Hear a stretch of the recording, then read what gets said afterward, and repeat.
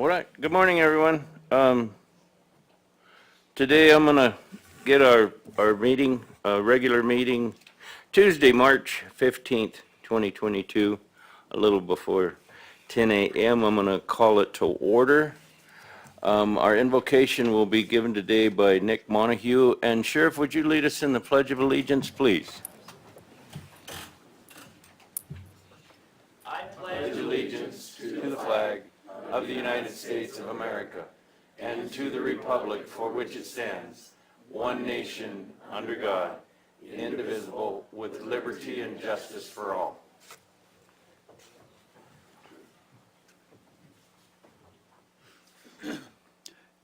Dear Heavenly Father, we are thankful for this day, and we are thankful that the county leadership is able to meet and to discuss things that affect us, and we ask Thee to have the Spirit to be with them. They'll be able to make the wisest and most prudent decisions, and say these things in the name of Jesus Christ. Amen.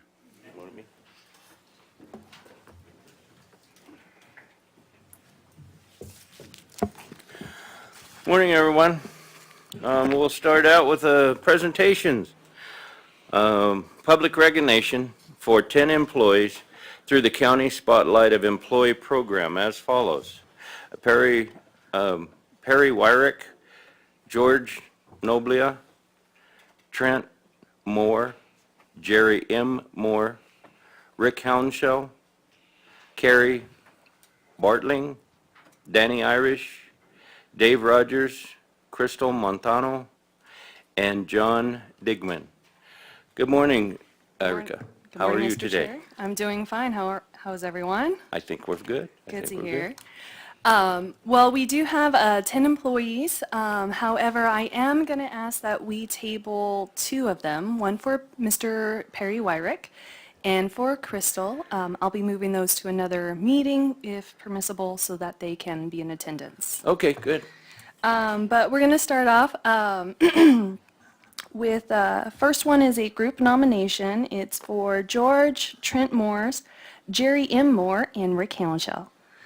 So their nomination read, today at approximately 12:30, Perry, George, Trent, and myself, Jerry Moore, along with Rick Hounshell, were outside our shop door when we heard a crash. And a man yelled out, "I'm in trouble here." We all ran over and saw the trailer had fallen, and a man had his knee pinned under the wheel hub of a trailer.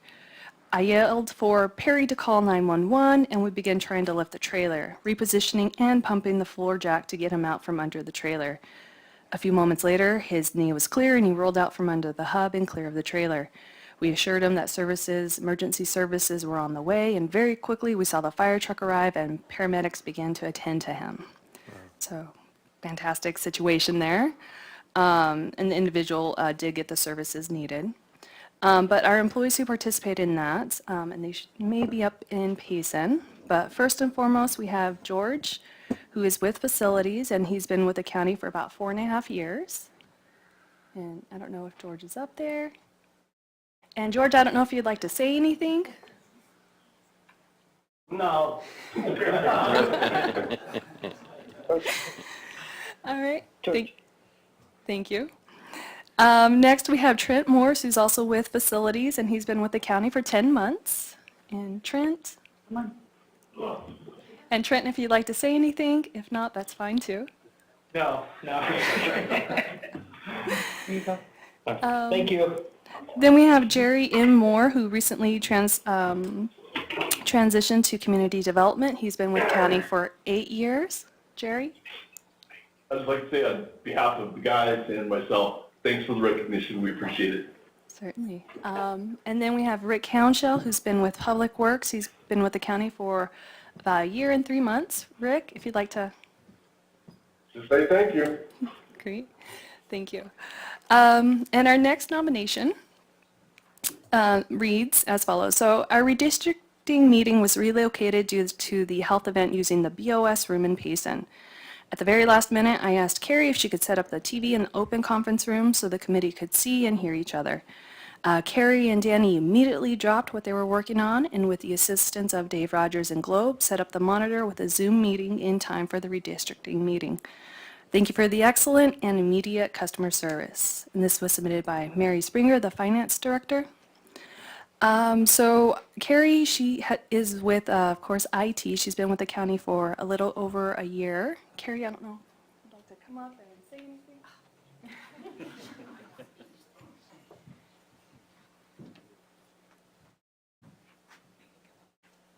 Oh, thank you, ma'am. I just want to say thank you.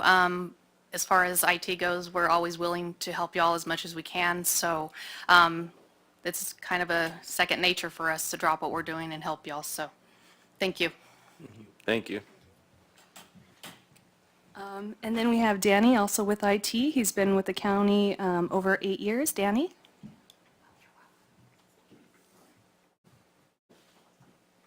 And if you'd like to say anything. Thanks, glad to be here. And we also have Dave Rogers, who's been with the county for 26 years. Dave? Thank you very much. Again, just reiterating that the IT department is always willing to help whenever we can, so thank you. You bet. And we have just one more. So this spotlight reads Brian Mueller, who's a public citizen, member of the public, was at the landfill pulling a trailer coming towards the scale. So the hitch did come loose and it caused the trailer to disconnect from the truck. He was having trouble finding it. So John Digman drove up, and after hearing the problem, he helped look for the missing part. After about 20 minutes, they were able to find the missing piece. John also assisted in helping reconnect the trailer to be road safe. Brian added, John was helpful. I appreciated the help he gave. He was a really nice guy and very patient with myself. So John is with Public Works, and he's been with the county 10 and a half years. John, up in Payson. And if you'd like to say anything.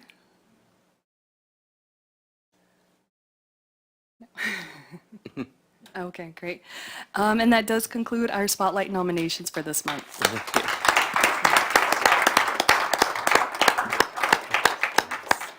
Thank you, Thank you. Erica. Comment, Supervisor Christensen. Oh, yes.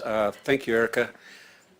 These spotlights really show the great employees that the county has. And so they say they're just doing their job, but they're actually going beyond just their job and extending themselves. And I appreciate to hear that all the time. Thank you, Erica, and thank you all for what you're doing and what you've done. So really appreciate it. Yeah, ditto. You know, as you go around, there's a lot of things that people see and don't see, and as much as I'm in the public, I hear a lot of things, and so I appreciate everybody, because just because we're not standing there or your boss isn't standing there, the public does know all the things that you're doing for them, and I just want to say thank you all very much, because you look very good in the public in your mannerism and the things that you're doing for our constituents. So thank you very much. Moving on, presentations. Another one, B, presentation for January 2022 Gila County financial data as it compares to the fiscal year 2022 Gila County budget and fiscal year 2020 and fiscal year 2021 year-to-date performance. Mayor Billings, good morning. Good morning, Mr. Chair. Good morning, members, supervisors. We are getting closer to being on time with our monthly reports. We continually struggle to get them on the agenda timely, but for you today, we have our January fiscal year to date financial performance. As you've requested, we show the full year budget as the first column. The next column, you can see that our salaries and EREs are at 45% of the year-to-date budget, or I'm sorry, of the whole year budget. Our operating expenses are at 47% of the whole year budget, and the combined total of operating expenses, salaries and EREs, and encumbrances is 49% of the total year-to-date budget. For comparison purposes, if everything went evenly throughout the year, we should be at 58% of budget, so we are expenditure-wise below budget in those categories. Compared to about the same amount in the two preceding years. Year-to-date revenue, we are at 47% year-to-date compared to a 58% year-to-date target. And we are a little behind from where we were the past 2 years, but as you can see, it's keeping track with our expenditures. And in the attached report, we share with you that for fiscal year 2022, our year-to-date revenues at January 30th for the general fund are at $606,000 ahead of the same time last year. And expenditures are $649,000 more than the same time the previous year. The difference between those two is $43,505, about 6.7%, which reflects the commitment across all of the general fund departments and leadership to your strategic plan, including responsible resource management and robust communication. Be happy to answer any questions you have. Supervisor Christensen. Thank you, Mr. Chairman. Thank you, Marion. Is there any way you can just move the revenue up for us, automatic? You know, they frown on that. Oh, dear. They change your name to Bernie Madoff and they put you in jail. I don't know. No, great report. Thank you very much. Supervisor Klein. Marion, thank you. You're welcome. Good report.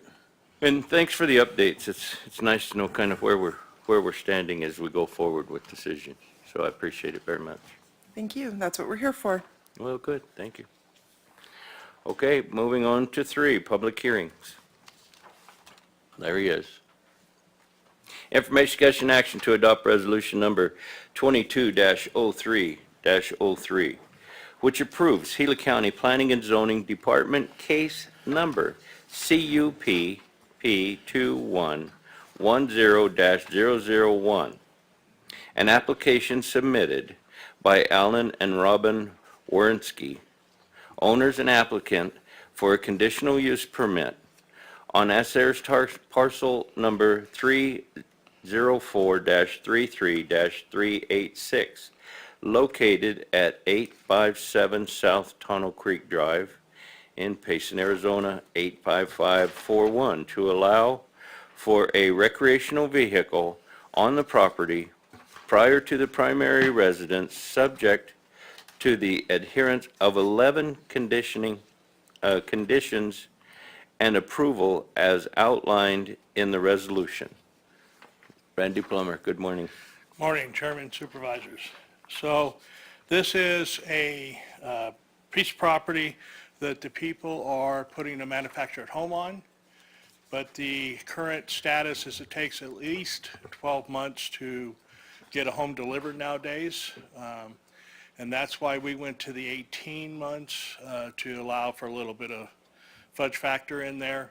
And that this is allowed under a TUP for a temporary use permit, but it's limited to 6 months out of the year.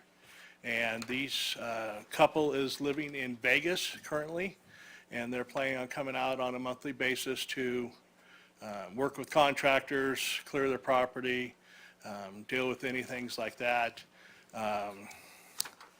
They have, so basically we're expanding the TUP timeframe, basically, is all this really is. The 11 conditions, I do want to read those. They have had a slight modification in talking with our attorney that was not discussed at the P&Z meeting, and this was approved 8-0 at the meeting. And the conditions are as follows.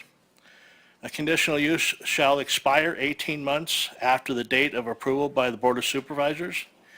Building permit shall be obtained and the manufactured home must be set within the 18 months of the approved date of the supervisors.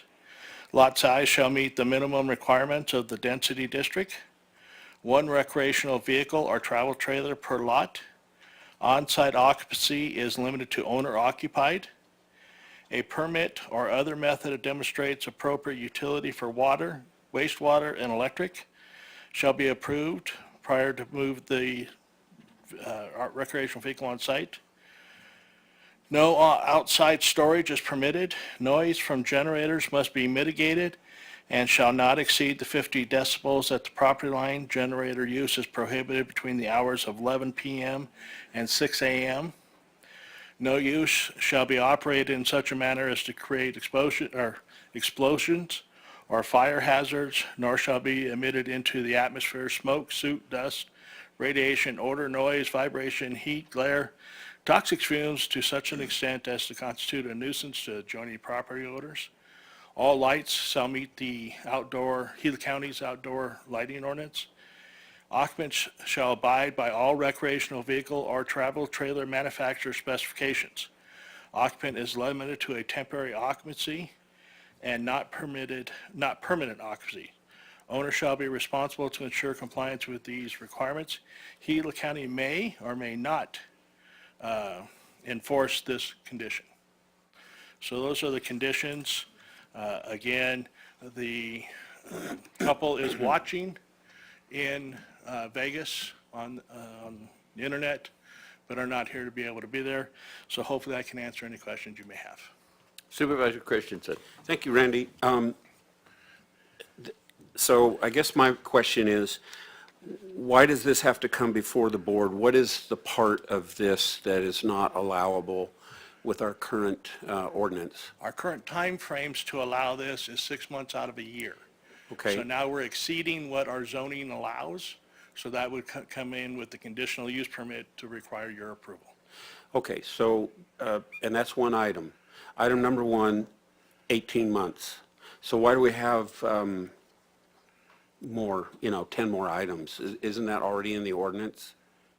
That the conditions were in the ordinance. The reason I read those in was they were not all discussed at the P&Z meeting, but in talking with our attorney afterwards, he wanted to reword some of those, so I want to make sure they got read into the record. Okay, so these are not additional conditions, these are existing conditions. This is more or less just a let them know this is what they have to comply to. And these conditions were discussed in generality during the meeting, and they know about them, and they've been sent this and have no problems, but it's not a surprise to them. Okay, thank you, Randy. Yes, sir. Supervisor Klein. Thank you, Mr. Chair. Randy, I'm good. I don't have any questions. Thank you. Yeah, I don't have any questions, other than I think we're going to be looking at a lot of these in the future because of the cost of materials and the availability of getting materials and getting, like you say, manufactured homes delivered and things. I think we're going to be looking at a lot of these in the future. And we are working on ordinance change to deal with that. Yeah. And I do want to say that we did receive one letter in favor of this project. Okay, good. Okay, then I will open it to a public hearing. Do we have any public in Payson that would care to discuss or comment? No, sir. Do we have anybody here in Globe that would care to discuss or comment? How about YouTube? No questions at this time. Okay, good. Then I will close the public hearing and call for a motion. Mr. Chairman, I'll move to adopt the resolution 22-03-03. And Mr. Chair, I'll second that. Having a motion a second, all in favor do so by saying aye. Aye. Aye.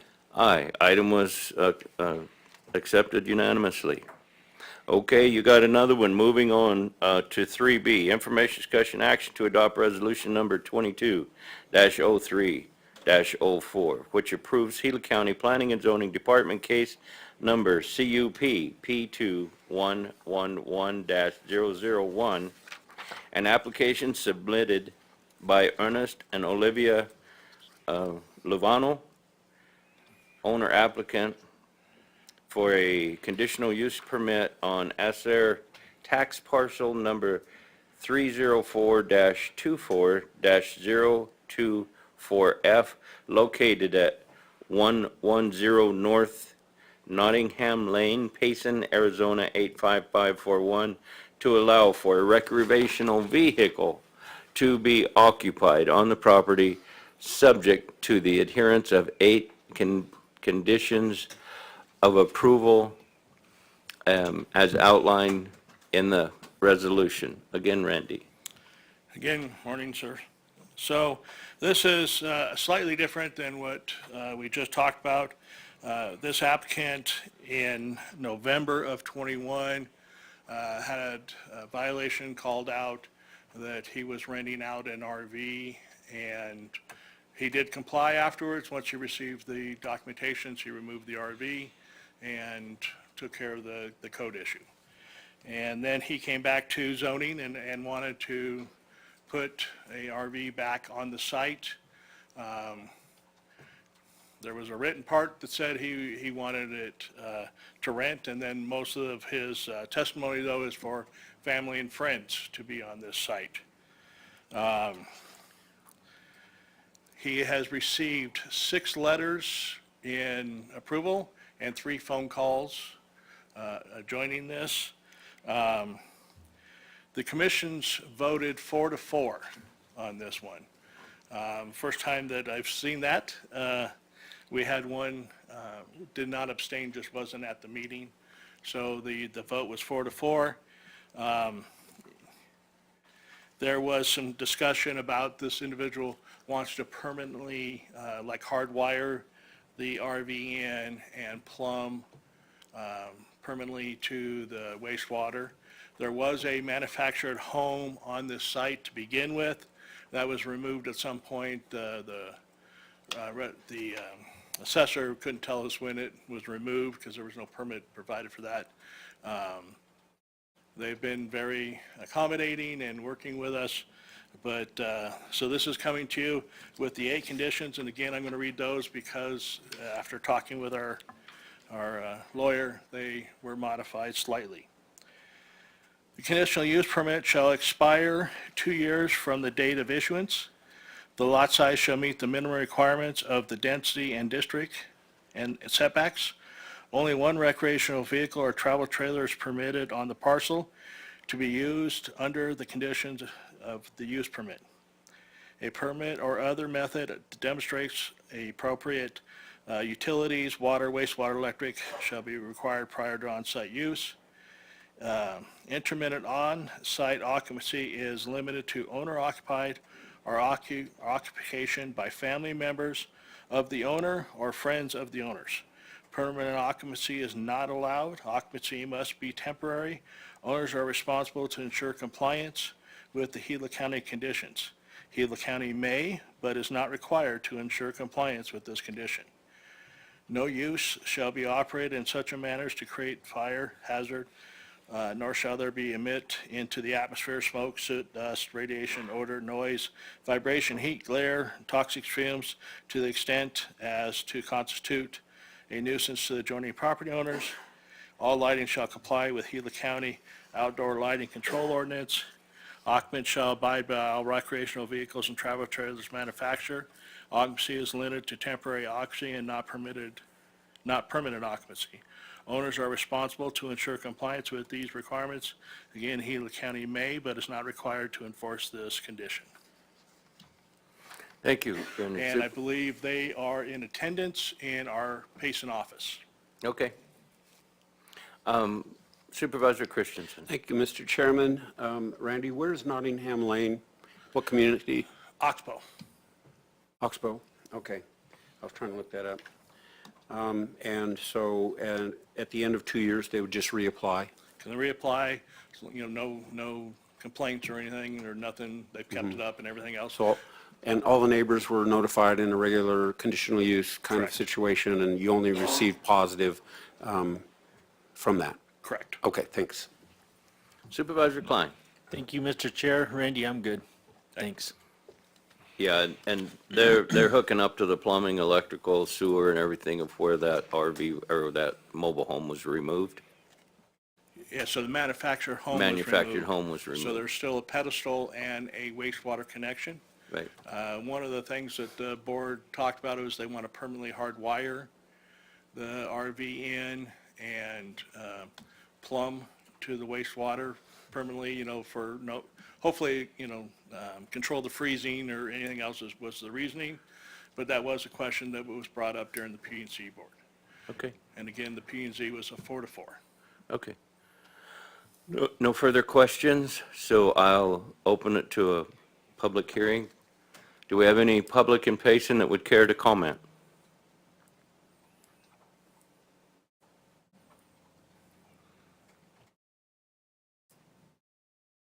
Is that a no?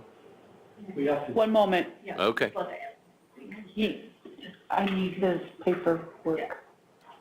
I haven't filled it out yet, but I will. Okay. Oh, State your name and, Chairman, supervisor members, the applicant would just like to clarify a fact. He is Mr. Lobano.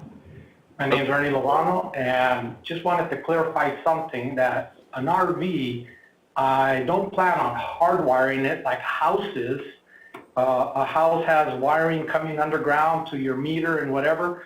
An RV just has a cord that comes out of it, and I just want to get that cord and plug it into the pedestal where the mobile home used to be plugged in. It was put in for the mobile home and has an outlet. I would just like to plug it in so I can charge the batteries, use the lights, and that's the only way it's going to be powered. There is no other hard wiring. It's just being allowed to connect it. Okay. Right now, I remove the batteries, carry them to the garage to charge them, bring them back. I would like to just plug in the cord that's on the trailer to the pedestal, and that's the power source. Understood. Thank you All right. very much. Do we have any public here in Globe that would care to comment? Do we have any public on YouTube? No questions at this time. Okay, then I'll close the public hearing and I'll call for a motion. Mr. Chair, I'll make the motion to adopt resolution number 22-03-04. I will second. Having a motion and a second, all in favor do so by saying aye. Aye. Aye. Aye. Item was approved unanimously. Randy, you got one more? One more.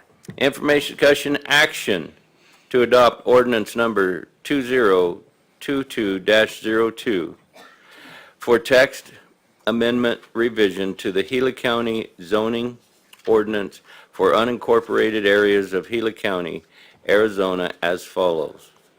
Revise to section 102 definitions and sections 103.1 structures and uses compliance to district requirements.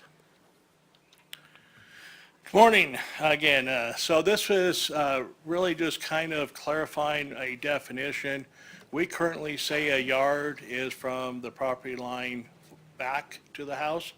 And in our definition, it says shall be structure free, which means can't put anything else but the primary use on the property, and we don't think that is doable. So we are looking at limiting the use in the front yard, and there's 4 items that we looked at for that, and I'm getting to those. A 200 square foot well house, a detached garage or shop, a 250 square foot carport, and 1 shed for general use can be in front of the house without having to go through the use permit. We currently, I'm going to say roughly 30% of our issues are getting people to put stuff in front of their house. That could be a detached garage that's on the long side and just sticks in front of the house, which is pretty common. A carport, you're going to want it in the front of the house. Well, you can't really decide where you're going to drill the well, and the garage seems doable and has come up a lot. This really is just trying to take out the ambiguity of the definition that says should be structure free. We talk about in zoning, stalls, barns, and all that stuff.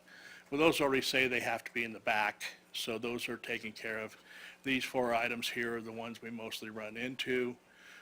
So if you have a primary use, so you have a house on the property, you shouldn't have to come back to be able to put a garage or carport in front of the house. We did limit some of the sizes because I've had individuals that wanted a 80 by 80 well house, and seems a bit over the top there, so we just limited to what the normal sizes are for the area. And then we did some modifications, fixing some wording. And our last time that we came to the ordinance, we had taken a couple things out that we didn't want to take out, And when we did the heights, we took out some requirements, and we're correcting those and putting those back in. This was voted on by the board as 8-0 for approval. And with that, I can answer any questions that you may have. Thank you. Supervisor Christensen. Thank you, Mr. Chairman. So Randy, there's no restriction on the size of B, the detached shop or garage? Correct. Okay. As long as it meets setbacks and lot coverage and all that? Correct. And height. So, okay, I like that. Thanks. Supervisor Klein. Thank you, Mr. Chair. Thank you, Randy. This hopefully will clarify some issues for you. So unincorporated areas of Gila County, I'm all for opening them up just as wide as I possibly can, obviously, but this should help you guys out a lot. Thanks. Yeah,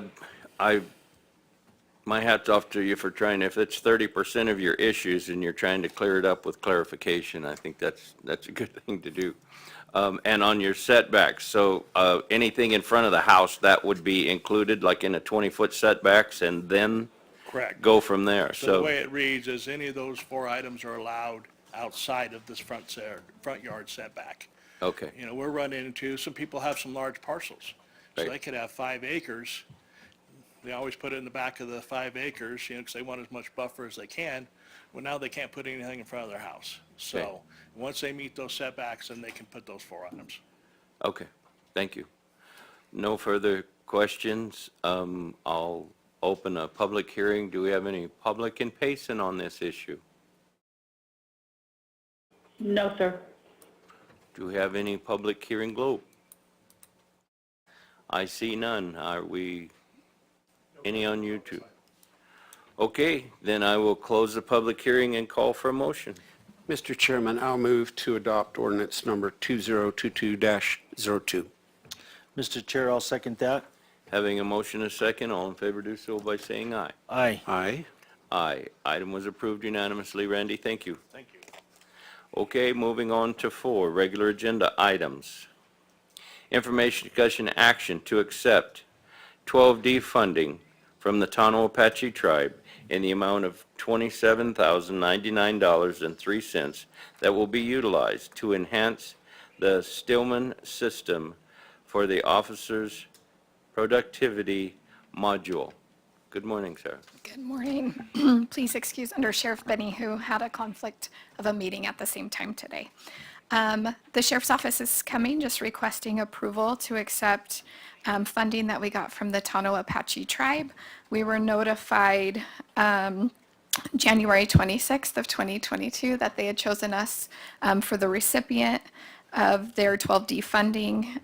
In discussions back and forth with them, we decided to utilize it to purchase the officer productivity and CommStat module in our Spillman system. This funding is only enough to purchase the officer productivity. We reached out and got additional special revenue funding to purchase the CommStat piece. This is kind of exciting for the Sheriff's Office. This module has been something that we've been going after for the last couple of years, but obviously with budget constraints, we just haven't been able to purchase it. This is going to kind of revamp the entire statting that the Sheriff's Office does. So this is going to help us get those stats that we need when we go for additional grants. Because this will break it down by each officer and what they're actually doing. So we'll be able to pull by officer, by area. It's just going to open us up for the amount of stats we can pull from the system. So with that, I'll take any questions. Thank you. Supervisor Christensen. Thank you, Chairman. Thank you, Sarah. I have no questions. Supervisor Klein. Neither do I, Sarah. Thank you.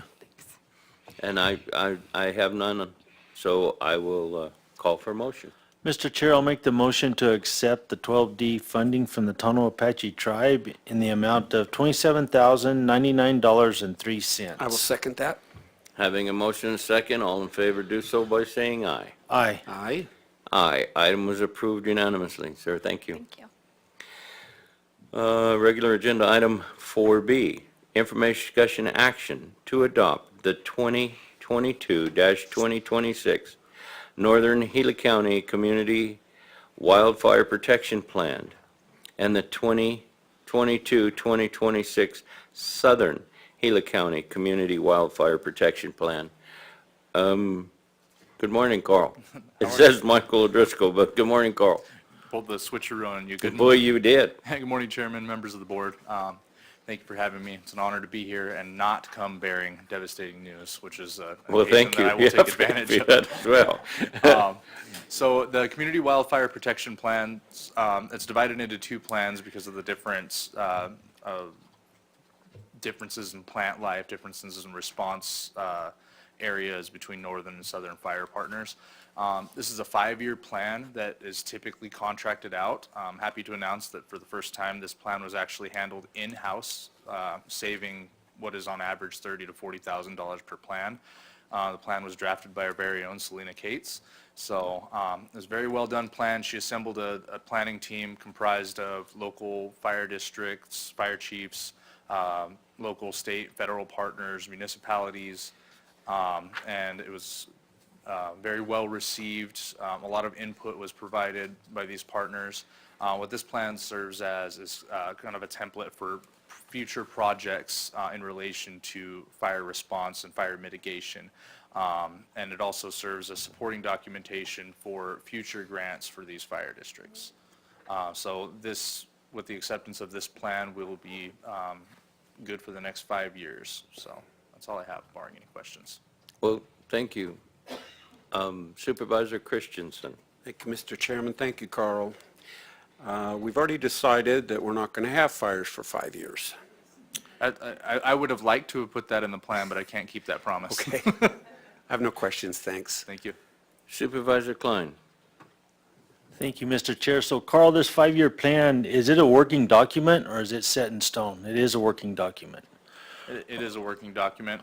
It's also more functional, a little more streamlined. The previous plans were very convoluted with a bunch of maps, and it's shrunk in size and become more functional. So it's a working, functional document. This plan is going to be real crucial to any kind of grant money funding in the future. Everybody's going back to these plans. And so we just absolutely have to make sure and keep it up and keep it going. So Absolutely. So thank you both for doing that.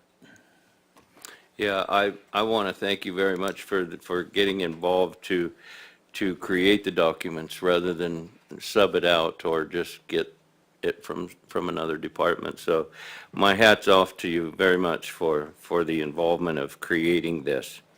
And as I've said many times with our emergency services, I hope you all like Gila County because you've built one heck of a resume through all the stuff that we've been through the last 3 or 4 years. So thank you. Thank you very much.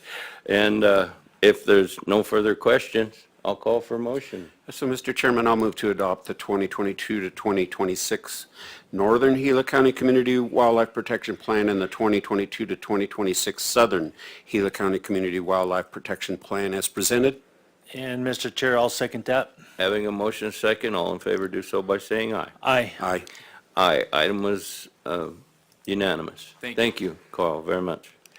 Okay, 4C, information, discussion, action to approve a sub-recipient agreement for the Gila County Affordable Housing Project, whereby the Gila County Community Service Department will be an active partner with the Gila House Incorporated, and the Community Service Department will serve as a pass-through entity.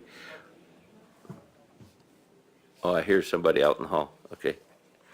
Entity for this 5-year funding in the amount of $65,000 that will be used to promote and provide transitional housing in Gila County. Jackie Sanders. Thank you, Mr. Chair and board members. You may recall that I was in front of you on May 18th of 2021 asking for permission to apply for this grant. At that time, we were very hopeful that we would be able to apply for 2 of these grants. The CDBG, or Community Development Block Grant -CV for COVID, for emergency transitional housing, for emergency shelter and transitional housing. The second grant could not come together with the right partners for Northern Gila County. Arizona Department of Housing has a requirement that they work with government entities. They're happy to work with nonprofits, but they want to use government entities as the pass-through. So we're a partner in this with ADOH and in Southern Gila County, Gila House. When we came to you in May, we were tentatively, the Gila House Board was tentatively planning on using this to refurbish a motel that they own. But in the intervening 7 or 8 months, they've come up with a couple of real issues with that particular project that they're going to have to spend some more time and go after some additional money to do things like the asbestos abatement. They also are going to have to survey a piece of that property off because a piece of the existing property is in the floodplain and you can't spend federal dollars on housing in a floodplain. So Gila House talked to ADOH and said, we want the grant, we want to be able to spend it in a different way.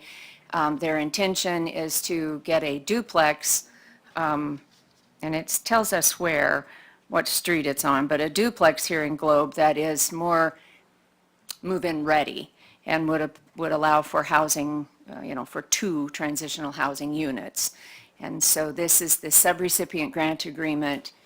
We've received the grant. Now this allows us to partner with Gila House to accomplish that objective. And I'll answer any questions. Supervisor Christensen. Thank you, Mr. Chairman. Thank you, Jackie. Yeah, I have some questions. So explain to me better what transitional means. Transitional housing. Are they transitioning from what to what? So it's either homeless to a home of their own, or in danger of becoming homeless, sometimes involved with a domestic violence case, where they need a place to live as a transitional moment to getting a place of their own. Based kind of on an emergency, a situation in their life that is unplanned or something like that. And so is there a time limit to this occupancy for a person to be in a transitional house? Or, I mean, do you kick them out? Yeah, Mr. Chair, Supervisor Christensen, I don't know that specific time limit. I can get back to you with it. Oh, that's okay. I can ask curious. Melissa, who probably knows that.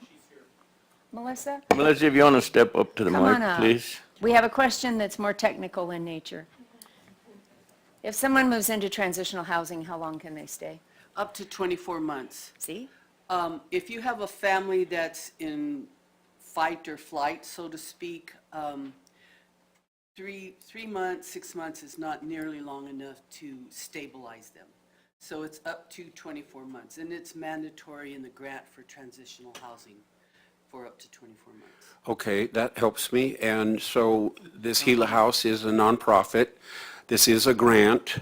We don't have to match money on it, but we manage the money for them. And tell me now why we can't do something in northern Gila County.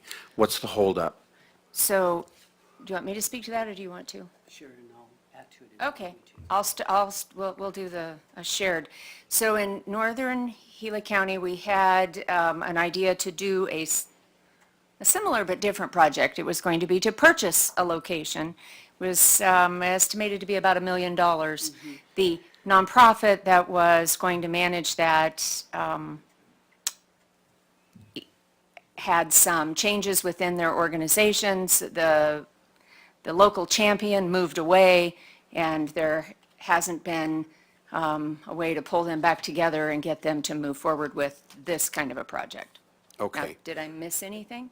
No. I think I'm going to have a meeting with you later concerning this, right? Yes. Okay. And we can talk about that more thoroughly then. That's fine. Okay, that's all I have. Thanks. Supervisor Klein.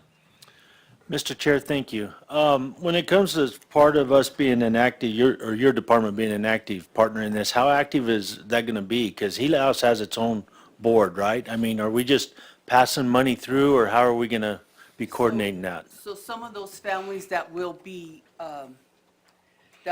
in the transitional housing will be case managed to a certain degree through community action. Through you program, guys. Which is what we do Gotcha. anyway, so. Okay. Thank you, Melissa. Okay, I've got a question. On the property that you were going to work on and use that grant on, what is the status of that property and the responsibility of that property? Okay. So Gila House still is in ownership of that property. They are looking for some matching funds.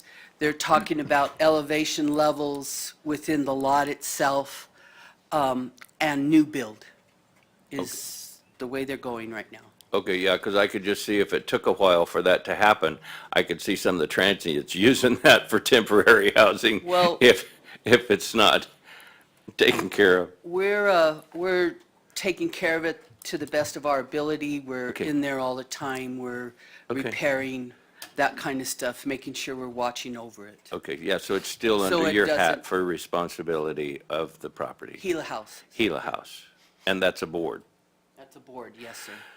Okay, thank you very much. I have no further questions, and if no one else does, I'll call for a motion.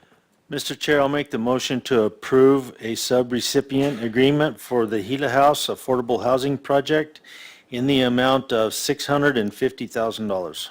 I will second that. Having a motion and a second, all in favor do so by saying aye. Aye. Aye. Aye, item was Thank you. unanimous.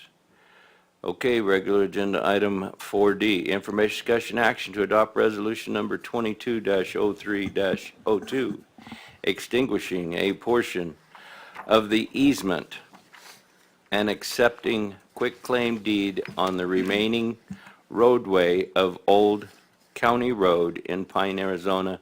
Steve Sanders, good morning. Good morning. Thank you, Mr. Chairman, board members. We have a map behind you that makes this a lot easier to explain, or it makes it easier for me to explain. Old County Road, I believe at one time in the past was probably the Pine Highway through the community before ADOT rerouted it around.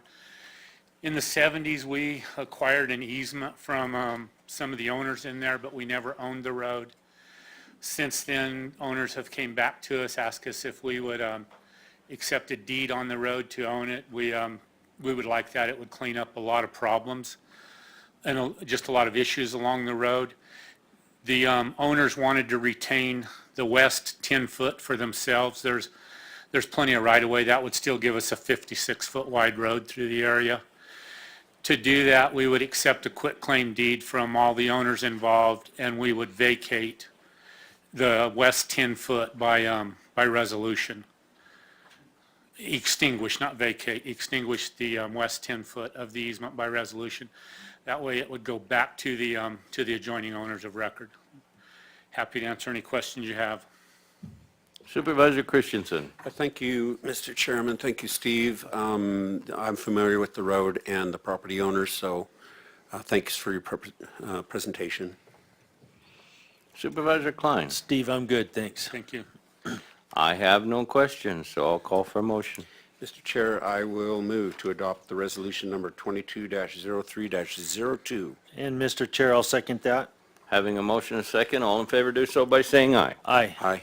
Aye, item was approved unanimous. Steve, you've got several of them here. I do. Okay, well, moving on to 4E, information discussion action to review all bids submitted for invitation for bids at number 120721-2 to purchase 3 new 2022 Ford Expeditions 4-door XL 4x4 SSVs.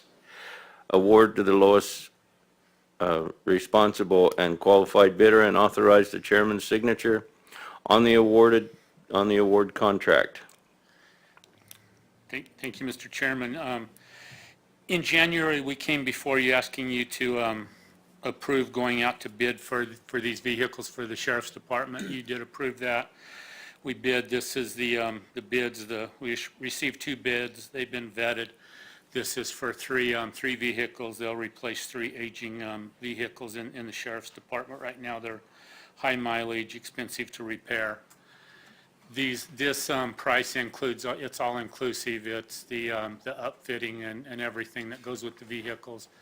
We found that's a lot easier than just buying the vehicles and then going out for us trying to upfit it. And it saves time doing that and saves money. So happy to answer any questions you have. And the low bidder, apparent low bidder is McSpadden Ford, so the money's going to stay in the community, in the county. Thank you. Supervisor Christensen. Thank you, Mr. Chairman. I think I remember that there was 3 Tahoes involved with this as well, or not? Is this different? Am I remembering it wrong? There was previously Tahoes. I believe these are They're Fords. Ford Expeditions. Yeah, okay. Just the Ford version of the Tahoe. Okay. All right. Thank you. Supervisor Klein. I'm good, Mr. Chair. Thanks, Steve. I'm good. I'll call for a motion. Mr. Chairman, Yes, if I could get some clarification. you may. When this was brought to the Board of Supervisors, there was an authorization to go out to bid for 3 Expeditions and 3 Tahoes. This is not replacing the Tahoes for the Expeditions, or are these Expeditions to replace the Tahoes? No, County Manager Minlove. This is for new vehicles to replace aging vehicles in the fleet.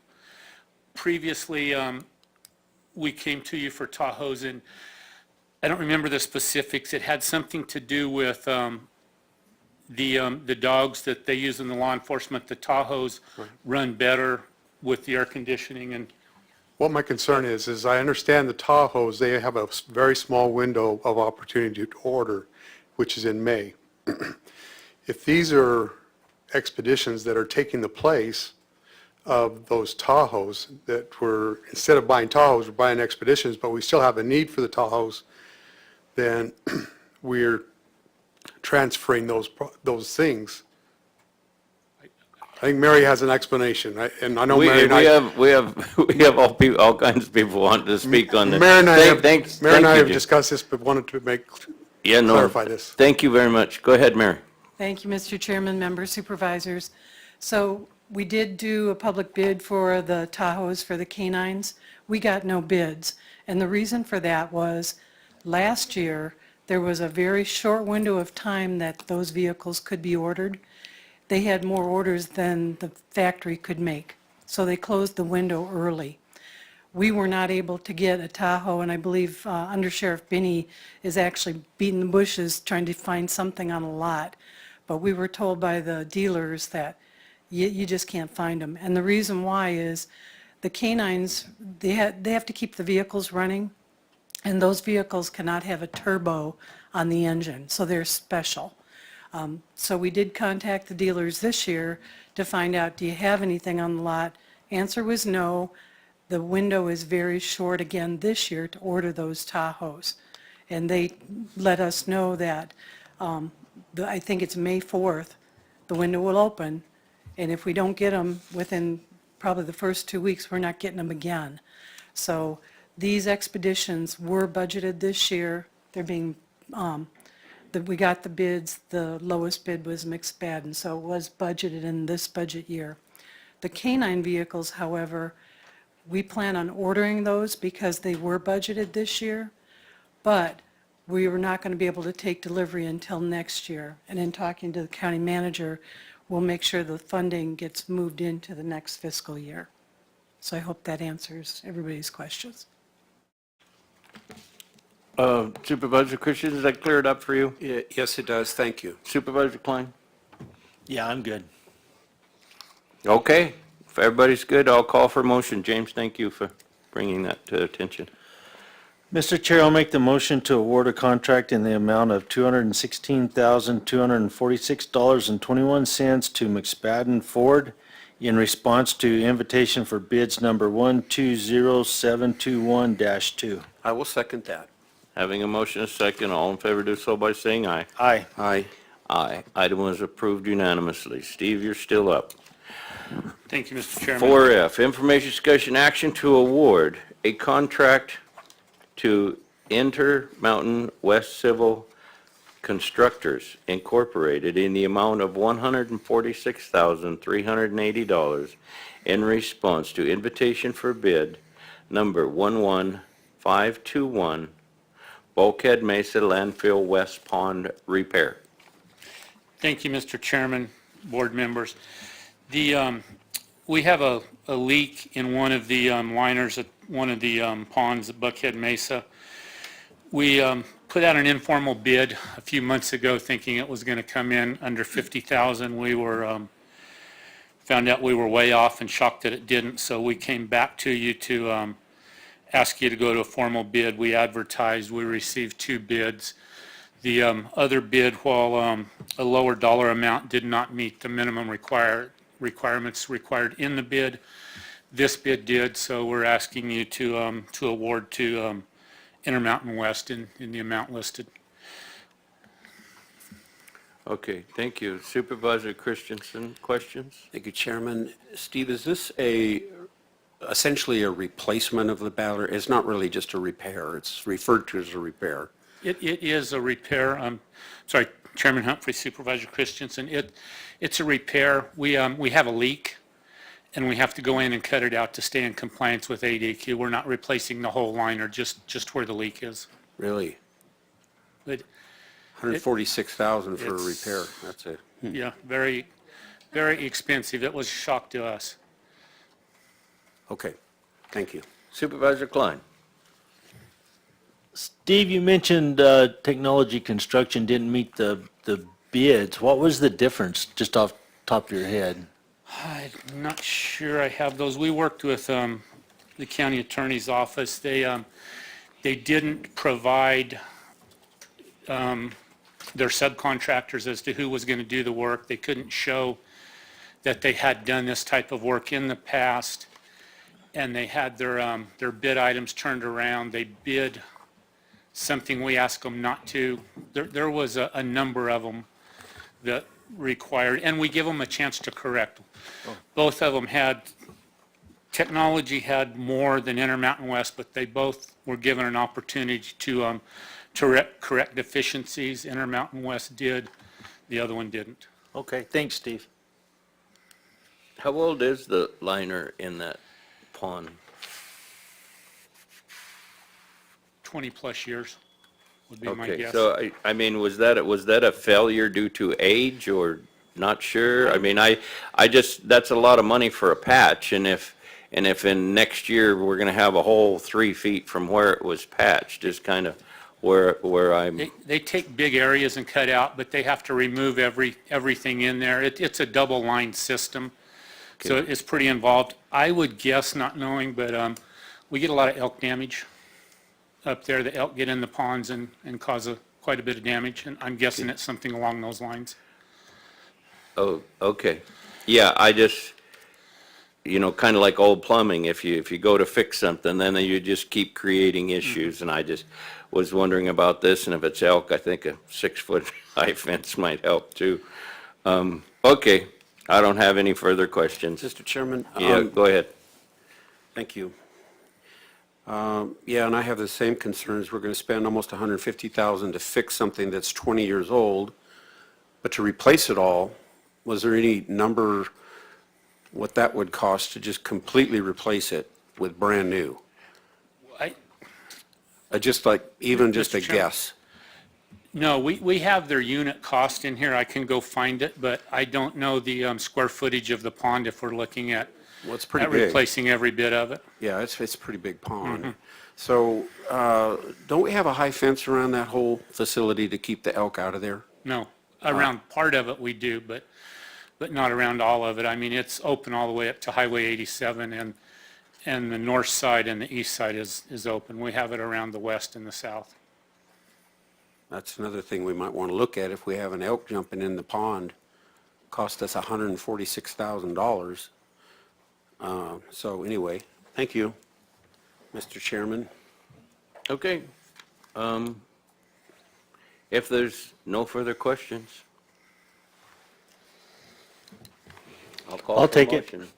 I'll make the motion to award a contract in the amount of $146,380 to Intermountain West Civil Constructors Incorporated in response to invitations for bids number 111521. I will second that. Just one quick question before I go further. Steve, on this repair, being that it is a repair, does it come with a warranty, or being that it's a repair, they're not Yes, responsible for a warranty? It'll have a warranty associated with it. Okay, I couldn't tell you exactly what it is right now, but yeah, all the work we do will be warranted, or we have done. okay, thank you. We have a motion, a second. All in favor, do so by saying aye. Aye. Aye. Aye. Item was approved. Okay, going on to regular agenda item 4G, information discussion action to approve the use of Arizona State Procurement Contract Number ADSP 018-207044 with J.E. Fuller and Hydrology and Geomorphology Incorporated in the amount of $165,528 to complete the design and develop flood mitigation bid documents for the 3 high-priority flood projects approved by National Resource Conservation Services in the bushfire burn scar. Okay, Steve, I think it's your last one for today. Thank you, Mr. Chairman, board members. We've identified, along with NRCS, 3 projects in Tonto Basin area for flood mitigation. The NRCS has funded 75%. DIFM has funded the additional 25% local match. DIFM also funded J.E. Fuller to do a 15% conceptual design and plans. We found those plans valid and want to move forward with full design set for these 3 projects. DIFM has agreed to fund the entire amount. So this will just be a pass-through. Happy to answer any questions you have. Okay. Supervisor Christensen. Yeah, thank you. No, state money coming in to do work, yep, and no questions, thanks. Supervisor Klein. Steve, is this gonna kind of wrap up the bushfire as far as these drainages go? These 3 projects, or we got more in line? This is all we have planned right now, but who knows what this next year of rains will bring. Yeah. If it'll hit in different areas or bring more, but this is all we have planned right now in the bushfire. Okay, thanks. I just want to thank you for all your time and energy in restructuring these creeks and working with the funding and the engineers to do a sensible job when we do it. And so I thank you for all your time invested. Thank you. I will pass that on to the team. Yeah, please do. It's greatly appreciated. And keeping up with the normal every day. Okay, if there's no further questions, I'll call for a motion. Mr. Chair, I will make that motion to approve the use of Arizona State Procurement Contract Number ADSP 018-207044 with J.E. Fuller Hydrology and Geomorphology Incorporated in the amount of $165,528 to complete the design and develop flood mitigation bid documents for 3 flood projects approved by the NRCS in the bushfire burn scar. And Mr. Chair, I'll second that. Having a motion and a second, all in favor, do so by saying aye. Aye. Aye. Item was approved. Thank you. Steve, thank you for today. Okay. Amy, you're up. Okay, we're 4H, information discussion action to review all responsive bids submitted for request for proposal number 10042-021, Copper Corridor Blight Busters Coalition Assessment Grant Consultant Award to the firm identified as the best consultant to assess the Copper Corridor's blight properties and authorize the chairman's signature on contract number 10042-021. Well, Kathy and Amy, good morning. Good morning, Mr. Chairman, Supervisor Christensen, Supervisor Klein. This is probably the 4th time we've been before you with this particular project. I think request to apply for the grant, request to accept the grant, request to go out to bid, and now request to award the bid. So you're going to get tired of this pretty soon. I just wanted to give you some ideas of just 3 short slides for information about what this money can be used to do. Right above you, you have a project that was completed by Gila County. That's the old Hayden Motel. That's what it looked like before, sitting right on Highway 277. Not very pretty, so everybody that went through the Hayden and Winkleman, the 2 towns, got to see that little site right in front. Next. This was after. So this is how, kind of gave a time frame of how long it takes to get through something like this. Supervisor Klein was apprised of this problem right after he took office in 2017 by the mayor of Hayden, who said, what are you going to do with that motel? And we didn't know. So it took us a while to figure this out, probably 1.5 to 2 years. It was a property that was owned for back taxes, so we had all of that to go through. It was like $90-some thousand tax lien. It was also 2 buildings. We thought it was 1. It was actually, they shared a common wall. So we got through with phase 1. Had assessments done for lead and asbestos. That one took $108,000 to get that one through, and then we finally were able to take it out in 2019. Then we went to phase 2, which was the smaller building next door, and we were able to get that demolished in 2020. The total for that whole project was $178,000, and that's in grant funding. But the county did put in some money for the gravel. After they took the concrete out, there was pretty big holes left in the lot there. So now this has become, where it was a falling down building, it's become a parking area for people going through Hayden. So the big trucks, that was an issue. The trucks had nowhere to park. They would block the local restaurant. No place for campers or anything like that to pull off and park. There's just no facilities for that. So went from falling down to being a good thing for the community. Now the grant that we have, this one, the $650,000, can do the assessments, and then these folks can go for money to get it torn down or to get it remediated and make it back into a building the community can use. That will be, Amy's next project will be demolition grants. Correct? Correct. Next slide, Dave. And this is the project already has a website. It's a several pages. It tells people how they can apply and goes through the whole process. We didn't want to bring the whole website to you. This is the first page, and Cameron Davis helped put this together. And it's ready to go. Once the contractor's ready, they'll be able to utilize that to be able to get the word out to folks to do it. So we're getting started. Any questions for me? Amy's going to talk to you about what the contractor's going to do and who the contractor is. Okay, yeah, we'll probably get all the questions at the same time. Good. Go ahead, Amy. Okay, I'll sit down. Okay. No. Thank you, Okay. Kathy.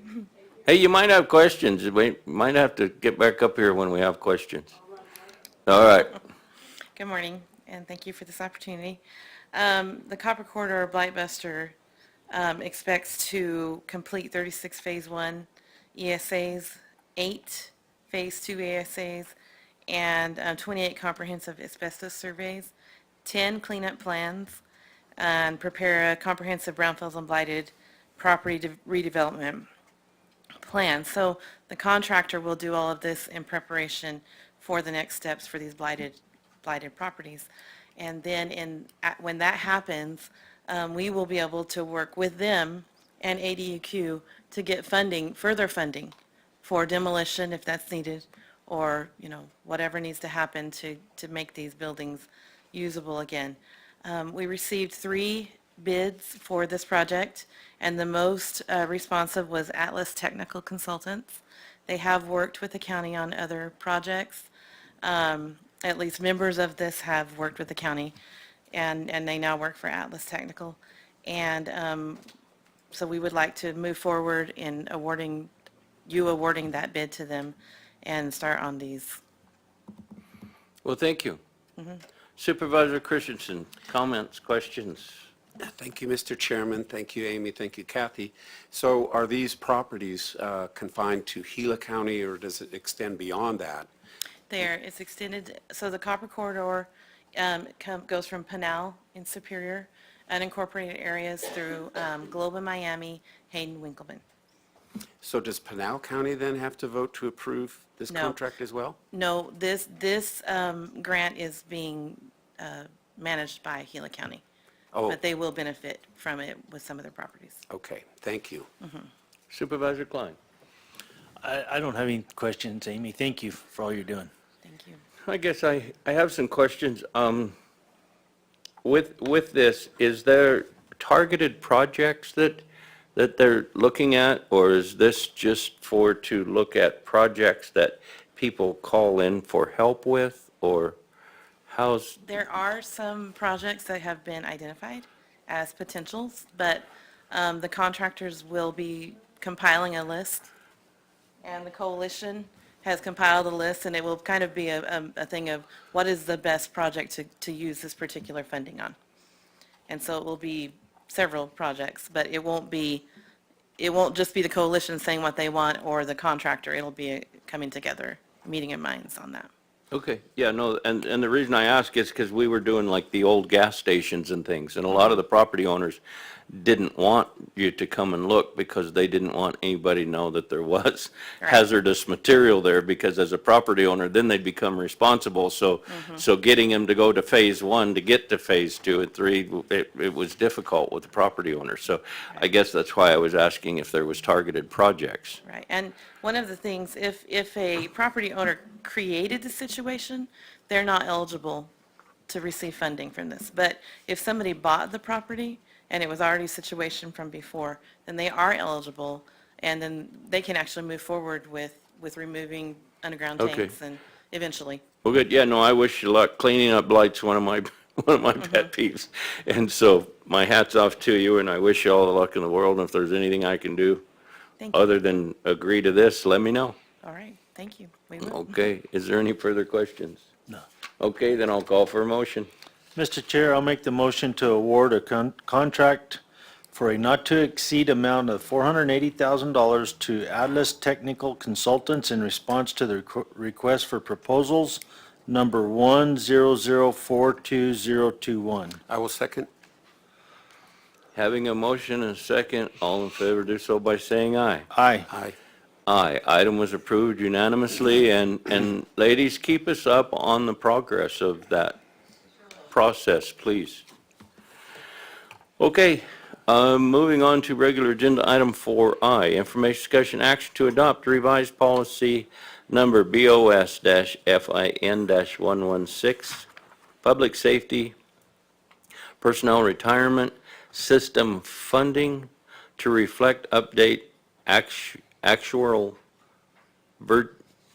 valuation as of 6/30/2021. Marion, it's all yours. All right, thank you, Mr. Chair, members, supervisors. The Arizona State Legislature passed a regulation 3 years ago that requires that we annually come before you and update this. So this is for our public safety retirement, which, as you know, we fully funded with a bond issue. So in the updated policy, which we first adopted on 6/18/19, we show, Dave, can you pull up the revised policy, please? The first attachment? Yep, that one. Thank you.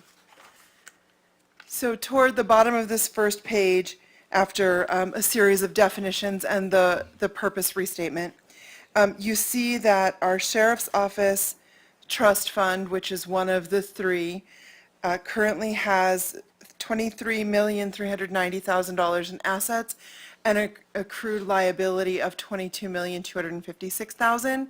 So we have an extra $1,133,000 in there over the required unfunded liability. So that gives us a funded ratio on that one of 105.1%.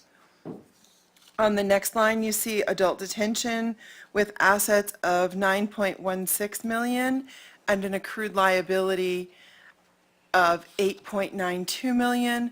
So that one has $241,000 funded over the liability, which gives you a funded ratio of 102.7%.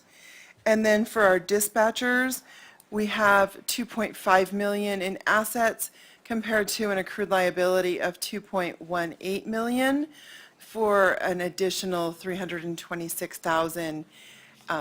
Because these actuarial reports come out once a year, they are available, they're attached for your reference, and they are available on the PSPRS website. They came out in December, so we turned this around as quickly as we could for you so that it would be clear and out there for all of our constituents. And because all three funds are funded at least 100%, we are in compliance with our existing policy. So this update is just to update your existing assets and liabilities and the difference between the two and the funded ratio as compared to where we were last year. Be happy to answer any questions.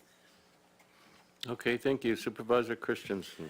Thank you, Mr. Chairman. Marin, so the PSPRS, we have more than we need in these three categories. How did that happen? Because of the way that investments perform, there's no guaranteed performance. So when we paid off the debt, we knew what the liability was at that time, and then the actuaries recalculate what your unfunded liability is after that. So our goal is to stay at 100% funded. The amount over 100% is just the performance of the investment. And then what happens to that additional money then? Can we pay down our debt sooner? No?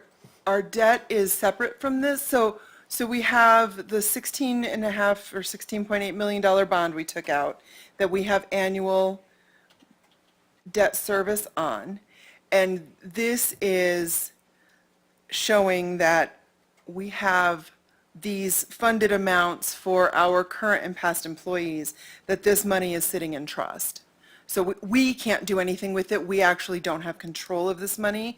The PSPRS fund does. Okay, so what are we voting on today? What's the, All you're just to doing approve is it? just adopting the new policy, which shows this updated template and makes you aware that we are staying compliant with your goal set when the first legislation was first adopted, that says that the county has to have this policy updated once a year to show the current funded ratio. It's a lot of it's transparency, because really, you don't want to read these. Getting it condensed into 3 lines and 4 columns is much better for being able to know what your status is. Okay, thank you, Marin. Supervisor Klein. Marin, thank you. So being ahead of the game is a lot better off than being behind, huh? I'm not qualified to speak in these economic terms. I think so, James. But yes, generally Yeah. speaking. So, and I don't know if you understand that or not, Steve, but there's a pot of money sitting in this that if the investments fall short, that comes out of that pot of money we guaranteed or whatever sitting Yeah, there. we do have there's a separate policy that set aside a reserve that if the assets underperform, Yeah. that we're not additionally on the hook, I No, guess is but a they're nice taking way to it out put of that. So being a little bit ahead of it is a good thing. So thank you, Marin, and I do like this report. It's good. And something I should have clarified as I was explaining this, so the actuaries take like a 7-year average of your performance, which is part of where this, when you looked at the unfunded liability over the past decade or so, it varied a lot. So trying to guess what that's going to look like is. So then if it's a 7-year average and we just bonded this, what, 2 years ago, 3 years ago, 3 years ago? Two years ago?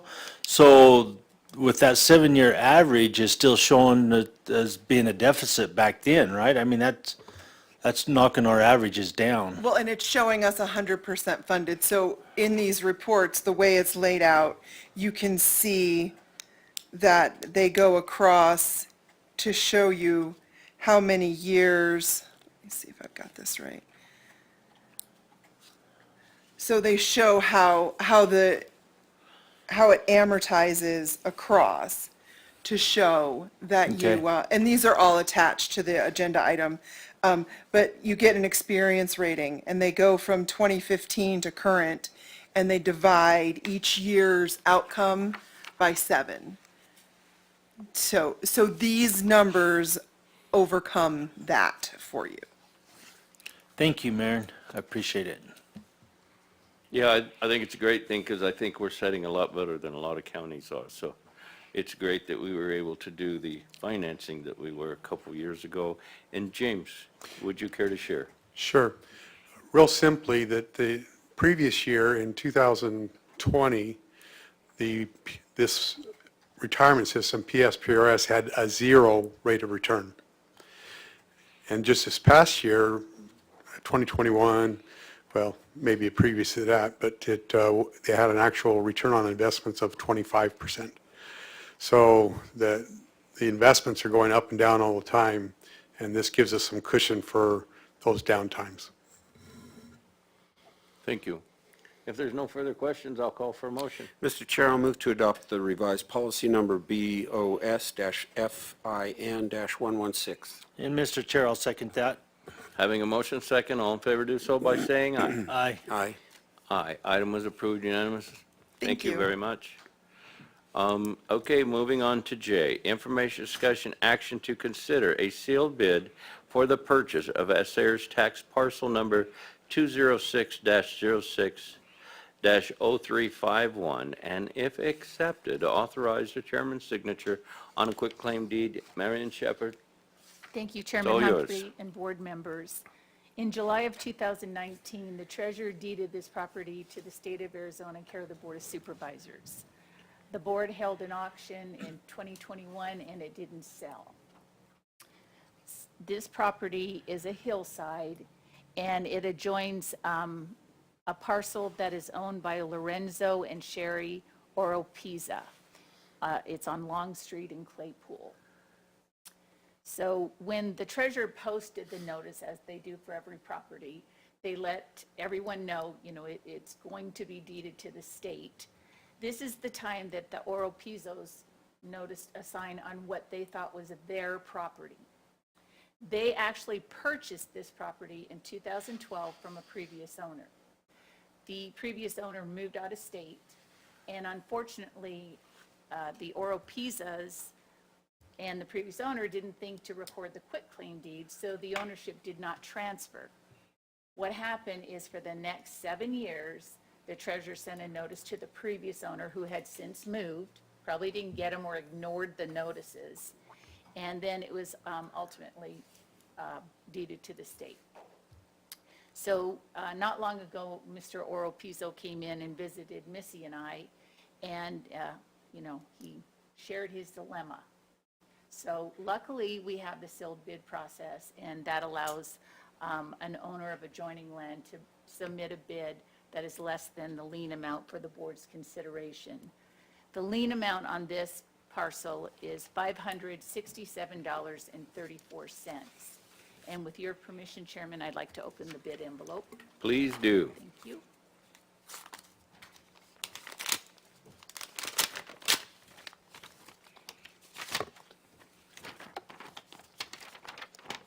I have a bid for tax parcel number 206-06-035A from Lorenzo and Sherry Oropeza in the amount of $50. Oh, okay. Supervisor Christensen, questions? No, I don't have questions. Thank you. Supervisor Klein? I'm good. I have none other than let's help these people get their property back. Mr. Chair, I'll make the motion to sell assessor's tax parcel number 206-06035A to Lorenzo and Sherry Oropezia for the amount of $50 and authorize the chairman's signature on the quitclaim deed. I will second. Having a motion second, all in favor do so by saying aye. Aye. Aye. Aye. Item was approved unanimously. Thank you very much, Marion. And moving on to 5, consent agenda. Action item, at any matter on the consent agenda will be removed from the consent agenda and discussed and voted upon as a regular agenda item upon the request of any member of the Board of Supervisors. Does anyone care to remove anything from the consent agenda items? I'm good. I'm good. Okay, then I will call for a motion to accept the consent agenda items. So, Mr. Chairman, I'll move to approve consent agenda items 5A through 5E. Supervisor Klein, I got a second? Yes. I'll second that. Thank Okay, you. having a motion and a second, all in favor do so by saying aye. Aye. Aye. Aye. Consent agenda items were accepted unanimously. Moving on to call to the public. Do we have any public in Payson that would care to address the board today? No, sir. I see no one here that would care to address the board today. Do we have anyone on YouTube that would care to address the board? Not today, sir. Okay, how many do we have today? At our highest, we had 17. 17, great, they're starting to fill the chairs. Good. Okay, then if there's no call to the public, I will move on, and we have executive session items, information, discussion, action to vote. Updates? Updates? Oh, okay, sorry about that. Number 7, at any time during this meeting pursuant to ARS 38-431.02K, members of the Board of Supervisors and the county manager may present a brief summary of current events. No action may be taken on the information presented. James Menlove, would you care to go? Sure. I do have one issue. I wanted to make sure that you all three are aware of that Gila County has been approached by Department of Forestry and Fire Management. They have been appropriated money from the state and are looking to look at forest health issues, fire issues, and watershed protection issues. So DFM has approached Gila County looking for office space in Payson so that they can have people closer to the field. Payson is really the center of where their work will exist and where their work will be. So we'll work with our county attorneys to develop an intergovernmental agreement with the state, DFM, and try to make that happen. I think it would be a great partnership for Gila County to be able to work with DFM and to be able to have things centralized in Gila County for that to work. Okay, so they're asking us for office space? Yes. My intent would be we're moving out of the 610 building. There were some other uses, but I would temporarily want to move these different people, they want 3 or 4 offices into the 610 building after the move to the new county complex. Rent-free? Not necessarily, no. Okay. They've offered to pay rent. Okay, thank you very much. Supervisor Christensen. Thank you, Mr. Chairman. Yeah, I have a few things, and that's a great thing that we're going to get the State Forestry Department into the Payson community, that we can start working on things in that area. I see a lot of action moving into the northern Tano, which is really a good thing. We really need that, so I'm excited about that. Now, yeah, I've been kind of busy. Met with the Sheriff's Department, Sheriff Shepard and Matt Binney and Sarah, and we talked about detention officers, we talked about concerns that they have, we talked about wages and solutions. So I look forward to working with them and with Mr. Menlove on those kind of issues. I attended a meeting at Beaver Valley, and it was an HOA kind of meeting, and they were talking about an additional emergency exit that we are already involved with. Homero's been working with me on that, and so it looks like they're going to start working on that to where there's 2 exits out of Beaver Valley rather than 1, whereas the new one will be for emergencies only. Was on KMOG last, I think it was Monday, with Cameron Davis, Discover Gila County, and so we talked about discovergilacounty.com and the benefits there and how great that program really is. Also, this last week or so, I had a PSRPS meeting discussing some new deputies coming into that system. which is good. That's a good thing. And Veterans Roundtable, which I've been wanting to do for a while. And so when was that, Woody, that we were at the Moose Lodge a couple weeks ago? Yeah, I think A so. couple weeks ago was a veterans gathering at that time, and that led me to ask several of the leaders of the veterans groups. You know, we got VFW, there's American Legion, there's several, and so we had a roundtable discussion there at the new building. They expressed what there's about 7,000 veterans in that area, northern Gila County. And so I said, I want to know if there's anything we can do for you in this location, in addition to what Woody's doing over in Young, but not the same thing, not the same kind of thing. And so they did express a couple of things, and so we'll be working on that. And one of the big asks was to find a place where they can all meet. They're outgrowing churches that they're meeting at. They're outgrowing places, and so maybe the county can help with some of that. The omnibus bill that was just passed, I've thanked both of our senators, Sinema and Kelly, for putting money into the omnibus bill that will be coming to do some work on the 512 road, and also to work on our aging bladder system in northern Gila County to improve that system. So that's going to be about $600,000 to the bladders, about $400,000 to the 512 road, rough numbers. So that's really good. We've been asking for that, and they pulled through, so I appreciate that from them. And then I also attended, I just kind of dropped in for breakfast only, but the NRCD meeting, which was last Thursday. And so I'm not on that board, Woody's on that board, but he did want me to kind of say what I thought about it, and it was a good meeting. I met Woody's mom. That's Steve's sister. And Steve's sister? Yeah. Oh, okay. Yeah, throw you for a curve? Yeah. Threw me for a curve. Okay, so, no, I didn't know that. So I asked Woody's mom if there's any stories she had about Woody, and so she shared a couple. I'm going to hold those in reserve. That's a good deal.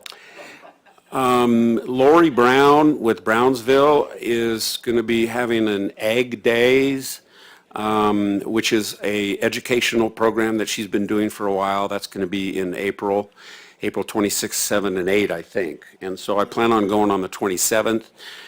It's a good program. She teaches school-age children, you know, where eggs come from and where milk comes from and all of those things that a lot of children don't understand. They're not taught those things. They just live in a concrete world. So there really was a lot of discussion. There was a lady there named Jackie Thomas from the state, and I don't really know what her job is, but she kind of oversees the NRCD or the various chapters. So if you have more to add to that, Woody, go ahead. So that's all I have. Thanks. Okay, Thank you, Steve. Supervisor Klein. So the NRCD meeting, it's the Tano NRC, Natural Resource Conservation District. And Jackie Thomas is in charge through the State Department down there to make sure the meetings are run right, the reporting's all done and everything like that. That was the first time I'd met her, real nice lady. So the NRCD is a good board to be on. It encompasses a lot of different areas. One of the parts that we helped with was on the fires and putting the contractors on the ground to help put all those packages together for the permittees. So it's a good thing to be a part of. The problem is, and for me as much as the rest of the board, we're really a little bit unsure about everything we can do as an NRCD board. So we're going to have a training session coming up real soon with the state NRCD board, the lady that has that, and we should get our feet better on the ground and be able to go forth from there. But Lori has done an awesome job on her ag days in Tonto Basin. And what she does is she puts different programs together, and she'll start with the Payson schools, she'll hit the Tonto Basin schools, she'll end up in Young schools. So she makes these big circles teaching these kids up to fourth grade, I believe it was, right?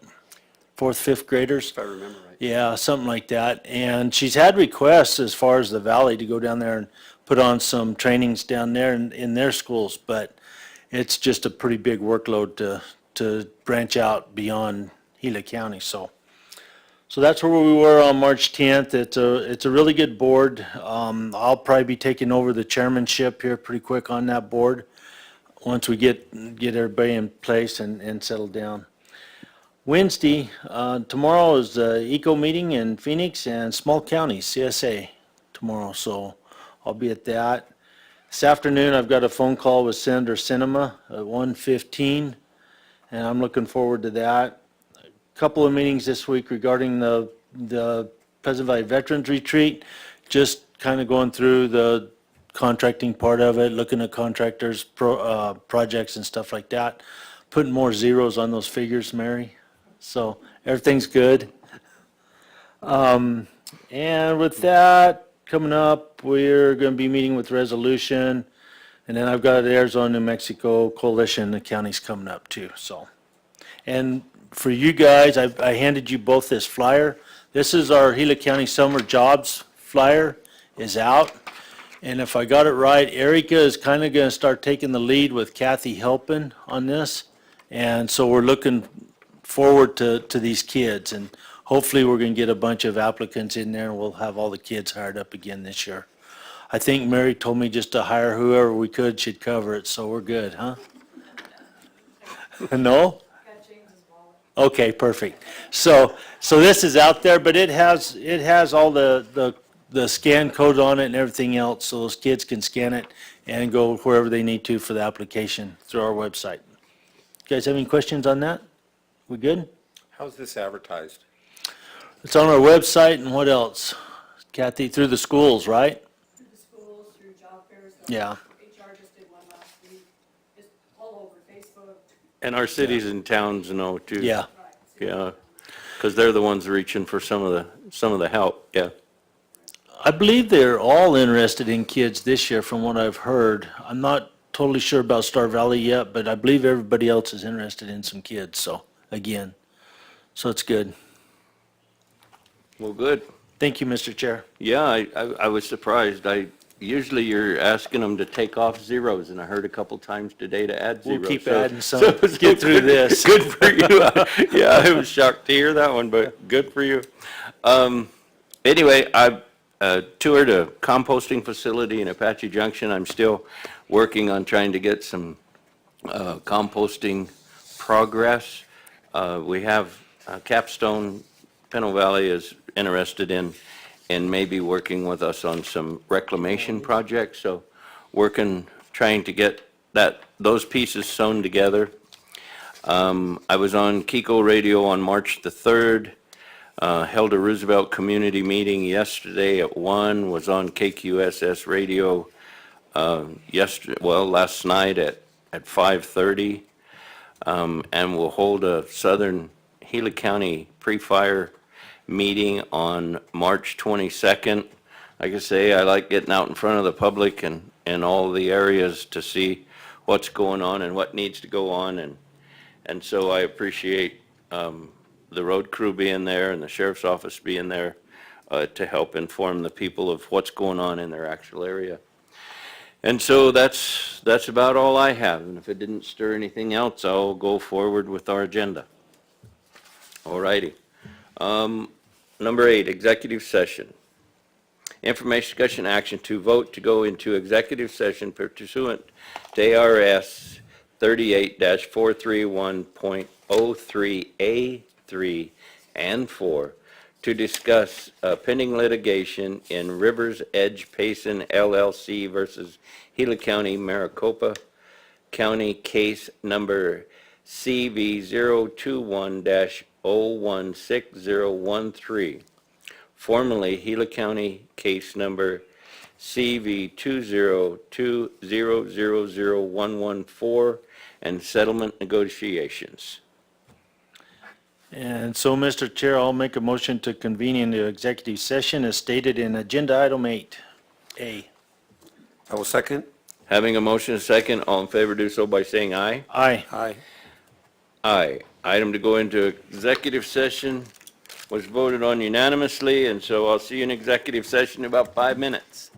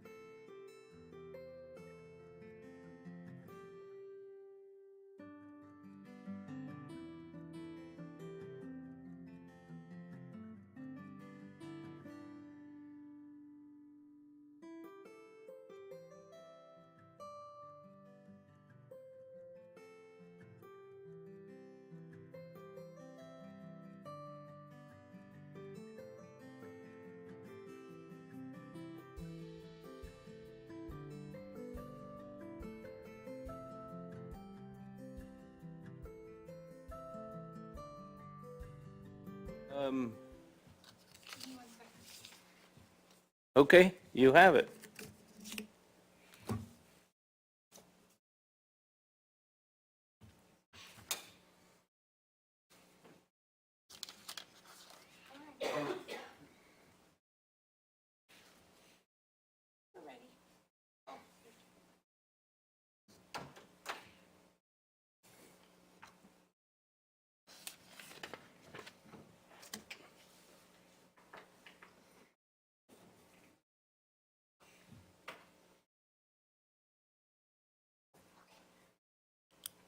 Okay, I'd like to reconvene as the Board of Supervisors. And call for a motion on our executive session.